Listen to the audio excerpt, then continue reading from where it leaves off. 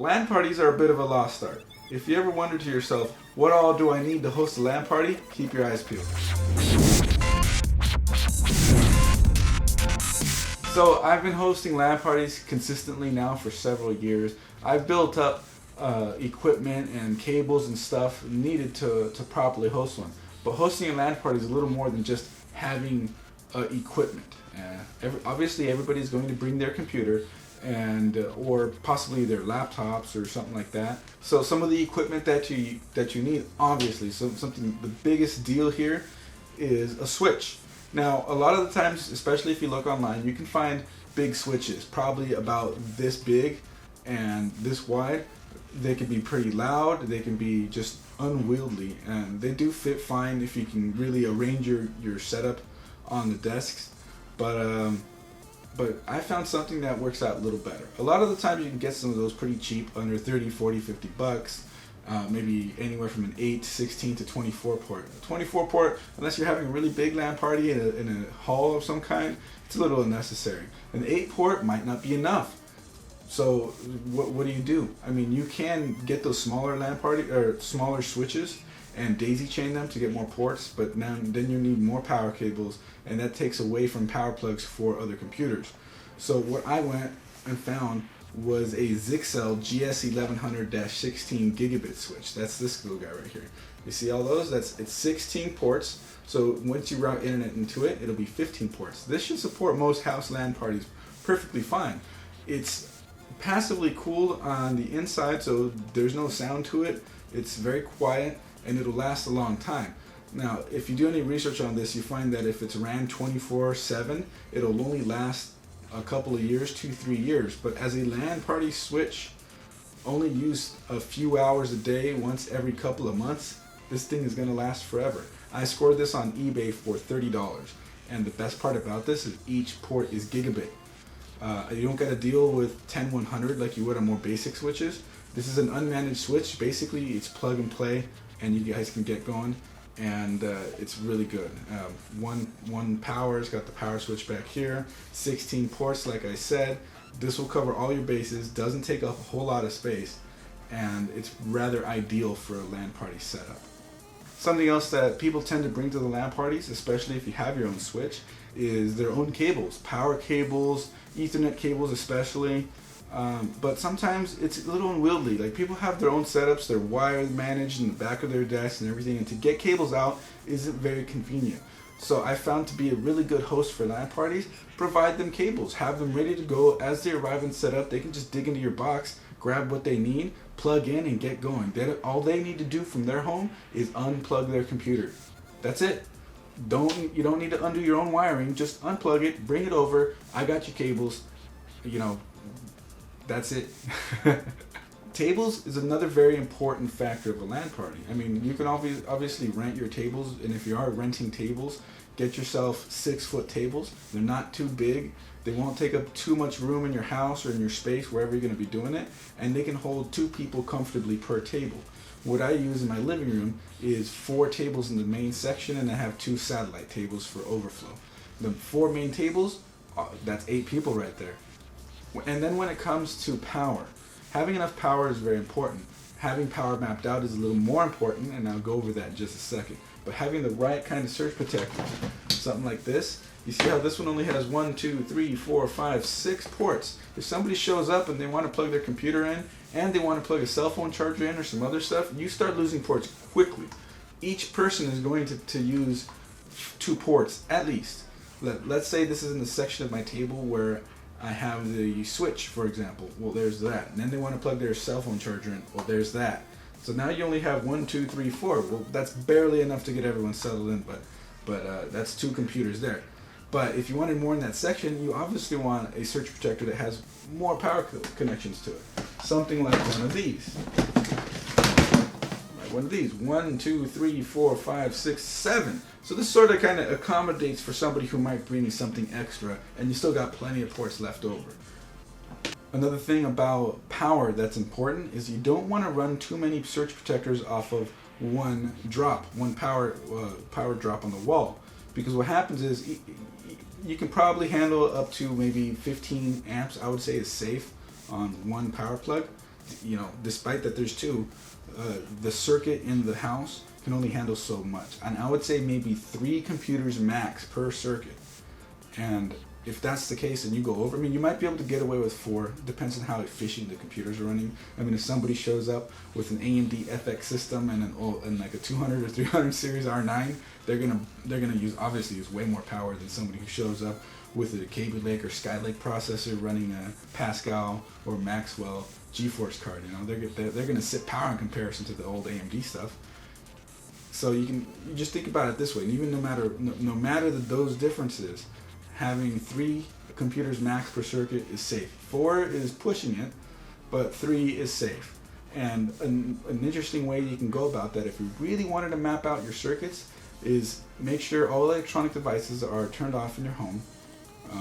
Get a lamp or one of those port testers that lights up. Turn all your breakers off in the house. You might want to do this during the day, make it easier. And then you flip one breaker where you think you're going to be plugging in for computers.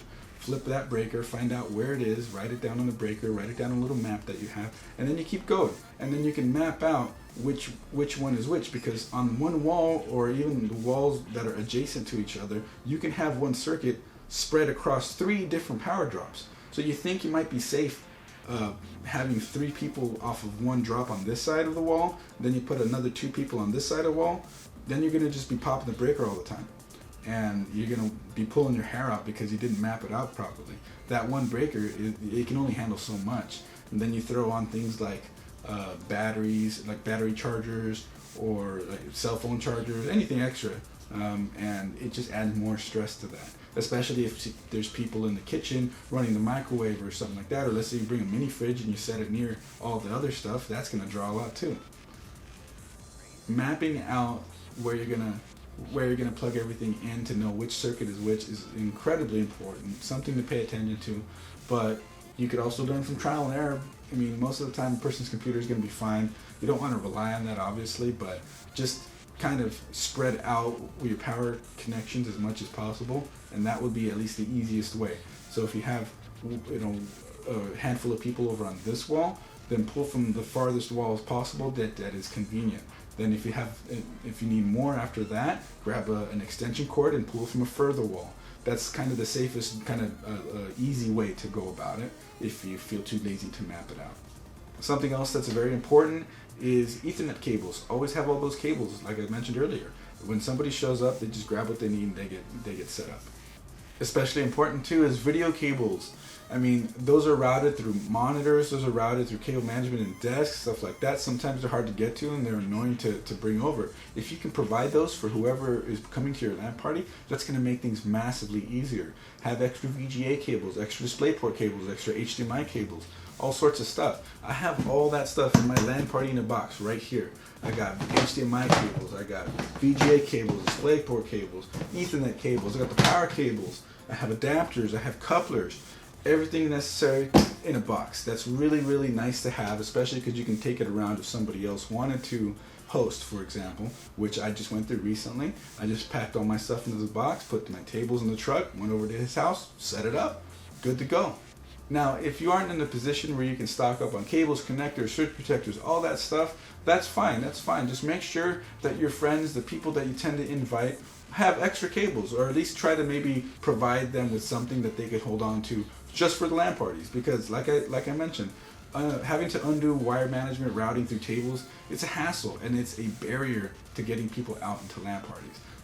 You already have a big enough computer to haul around most of the time. Now you got to inconvenience me with having to undo cables. You're going to lose attendance that way. You want to maximize attendance. You want to make things as easy as possible for your friends or whoever you invite. Something else that's also very important to have for your friends coming over, and anybody who might be a newcomer to the LAN parties or just somebody that's very forgetful, Mousepads.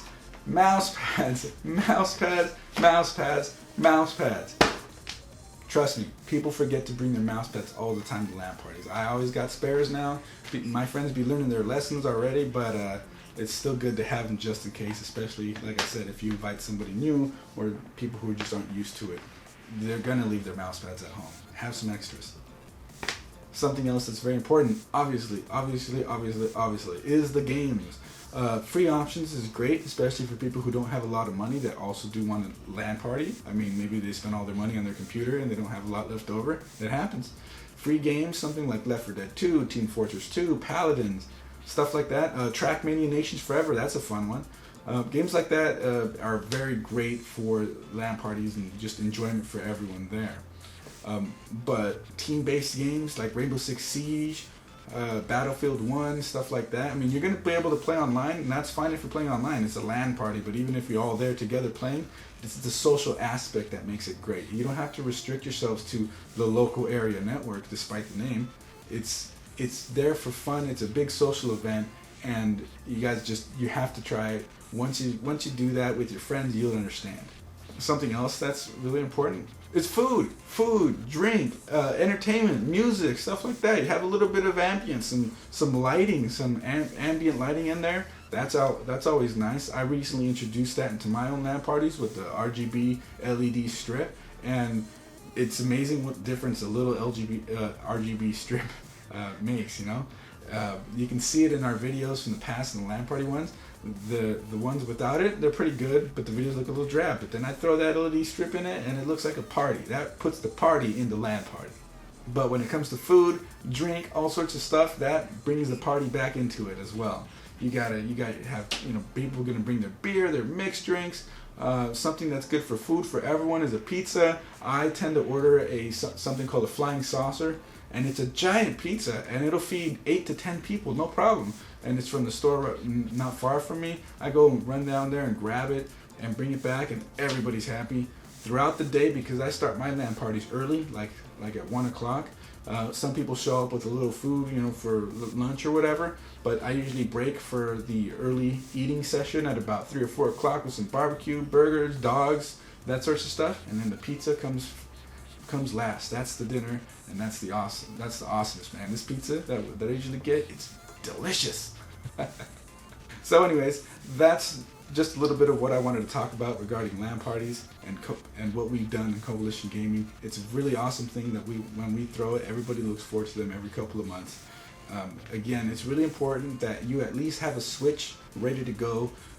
If you can deal with the big loud ones, go for it if that's all you can afford. If you can find something nicer like the Zixel that I found. It isn't technically like a nice Switch or anything or fancy, but it gets the job done. It's all gigabit, which is an advantage in case you go to somebody's house that has really, really good internet, or you wanted to do a more older style LAN party thing where you share game files directly across the network. That gigabit switch is going to be huge versus a 10100. And if you have as many cables as you can, stock up. If you've got like a drawer of cables, organize them, throw them in a box like this one. Keep them separate, put it in there, power cables, all this stuff, as much as you can collect. If you know you're going to throw LAN parties on the regular, get it all. But if you know you're going to at least throw one, be ready, because it's going to be fun and have everything planned out. Anyways, that does it for me. This is Chris with Coalition Gaming. If you like this video, click that thumbs up button. If you didn't like it, click that thumbs down button. Leave a comment. Let's talk about it. Stay tuned for more. We got more coming, and I'll see you guys later.